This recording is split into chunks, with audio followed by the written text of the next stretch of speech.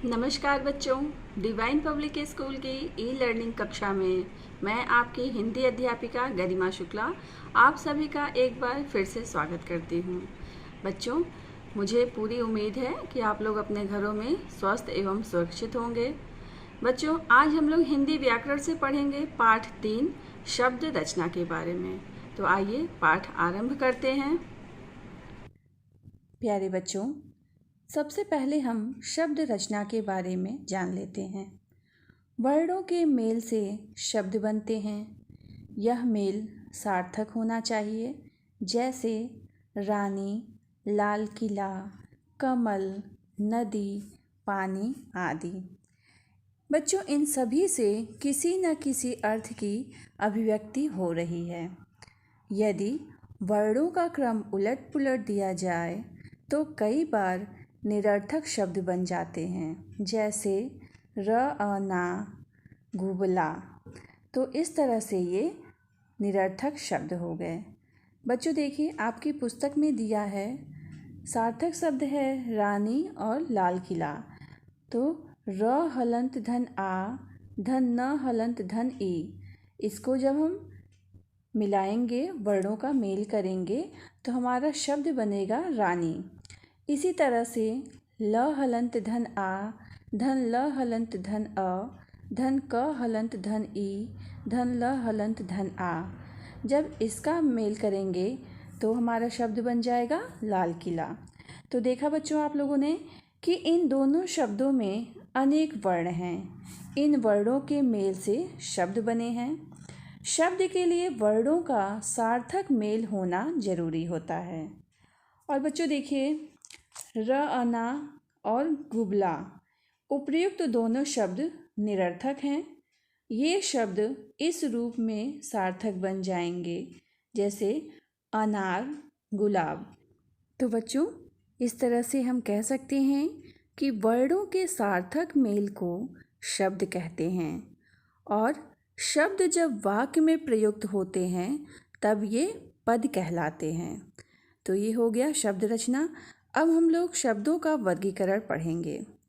बच्चों, शब्दों का वर्गीकरण 4 आधारों पर किया जाता है। पहला होता है उत्पत्ति या स्रोत के आधार पर, दूसरा है रचना के आधार पर, तीसरा है अर्थ के आधार पर, और चौथा है प्रयोग के आधार पर। तो सबसे पहले हम पढ़ते हैं उत्पत्ति या स्रोत के आधार पर शब्दों के भेद। बच्चों, इस आधार पर शब्दों के 5 भेद किए जाते हैं।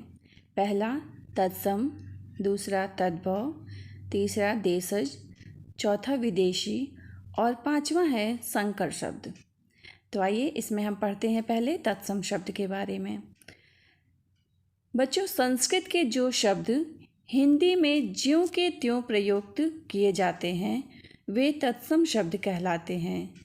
या हम कह सकते हैं कि संस्कृत भाषा के जो शब्द ज्यों के त्यों यानी कि बिना बदले हिंदी में प्रयुक्त हो रहे हैं वे तत्सम शब्द कहलाते हैं, जैसे कर्म, गृह, क्रिया, रात्रि, क्षेत्र आदि। तो ये हो गया तत्सम शब्द। दूसरा है तद्भव शब्द। तद्भव शब्द जो संस्कृत शब्द अपने परिवर्तित रूप में हिंदी में प्रयुक्त हो रहे हैं वे तद्भव शब्द कहलाते हैं। उदाहरण के तौर पे सूर्य से सूरज, रात्रि से रात, दुग्ध से दूध आदि। बच्चों, यहाँ पे तत्सम और तद्भव शब्द तालिका दी गई है। तो आइए तत्सम और तद्भव शब्द पढ़ते हैं।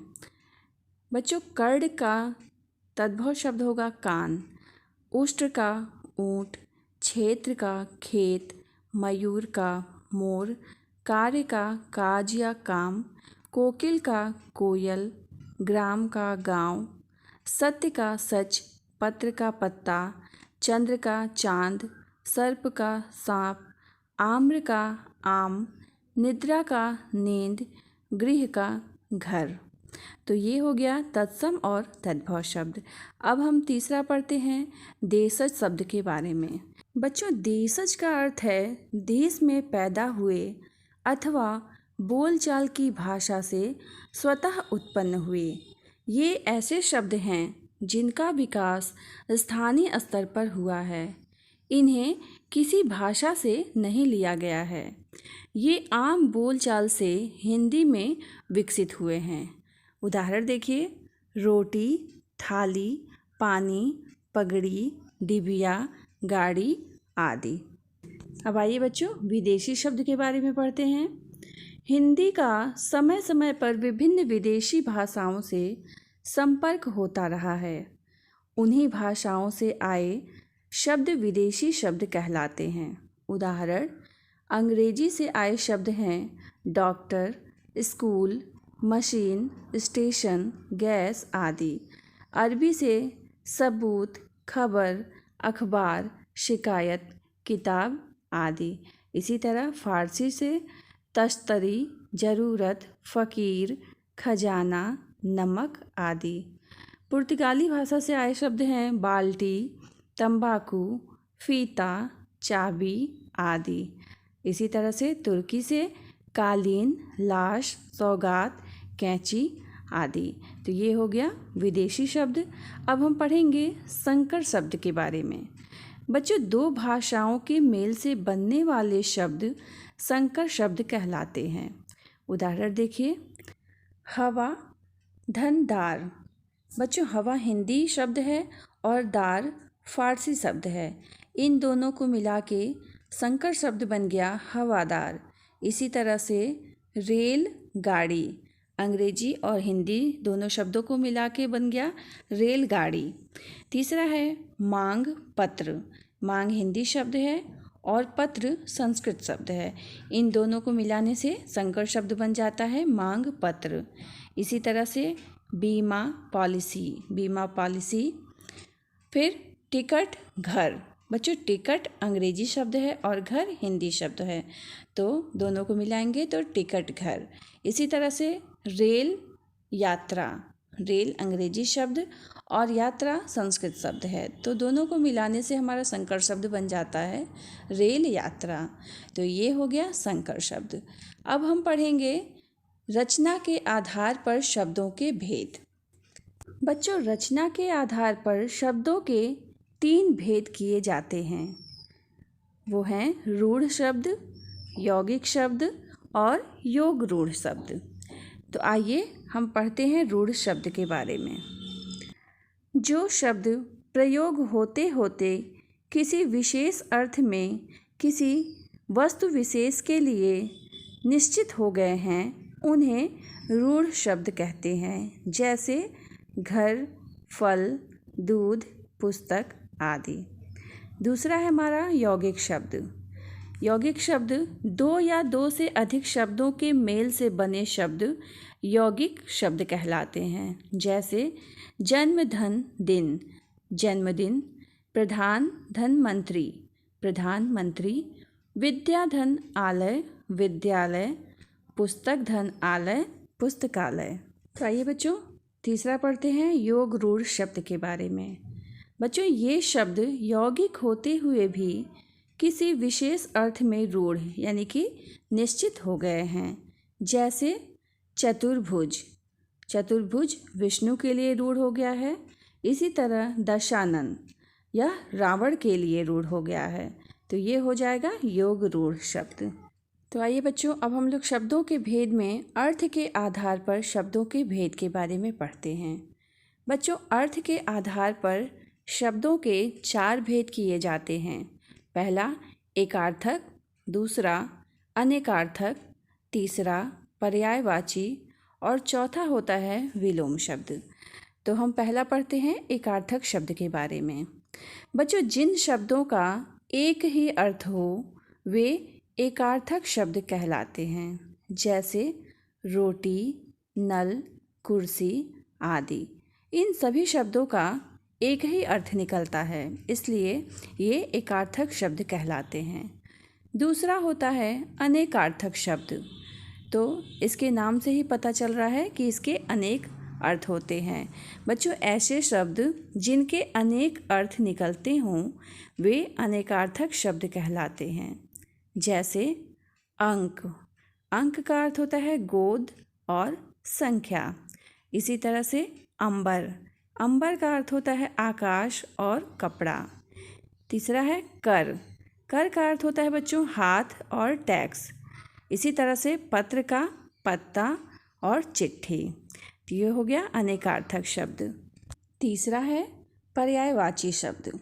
बच्चों, जिन शब्दों के अर्थ में समानता हो उन्हें पर्यायवाची शब्द कहा जाता है। जैसे कमल, कमल का पर्यायवाची शब्द है सरोज, पंकज, नीरज। इसी तरह से आँख, आँख का पर्यायवाची शब्द होगा नेत्र, लोचन, नयन। अब बच्चों इसके बाद आता है विलोम शब्द। विलोम शब्द का अर्थ होता है उल्टा अर्थ देने वाला। इन्हें विपरीतार्थक शब्द भी कहते हैं क्योंकि ये एक दूसरे के विपरीत यानी कि उल्टा अर्थ देते हैं। जैसे अच्छा, बुरा, वीर, कायर। तो इस तरह से हो गया ये अर्थ के आधार पर शब्दों के भेद।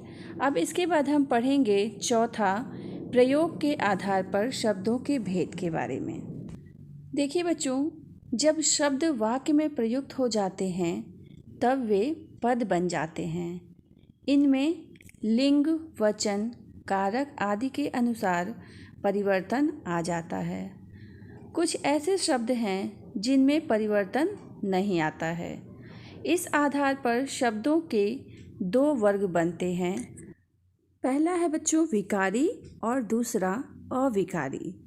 तो विकारी शब्द देखिए, संज्ञा, सर्वनाम, विशेषण और क्रिया, ये विकारी शब्द हैं। और अविकारी शब्द हैं क्रिया विशेषण, संबंध बोधक, समुच्चय बोधक, विस्मयादि बोधक और निपात। तो ये हो गया प्रयोग के आधार पर शब्दों के भेद। बच्चों, अब इसके बाद हम देख लेते हैं कि इस पाठ से हम लोगों ने क्या क्या जानकारी प्राप्त की है, उसकी एक बार पुनरावृत्ति कर लेते हैं। बच्चों, वर्णों के सार्थक समूह को शब्द कहते हैं। वाक्य में प्रयुक्त होने पर शब्द पद बन जाता है। उत्पत्ति के आधार पर शब्द 5 प्रकार के हैं। पहला तत्सम, दूसरा तद्भव, तीसरा देशज, चौथा विदेशी और संकर शब्द। रचना के आधार पर शब्द 3 प्रकार के हैं। पहला रूढ़, दूसरा यौगिक और तीसरा योग रूढ़। बच्चों, प्रयोग के आधार पर शब्द के 2 वर्ग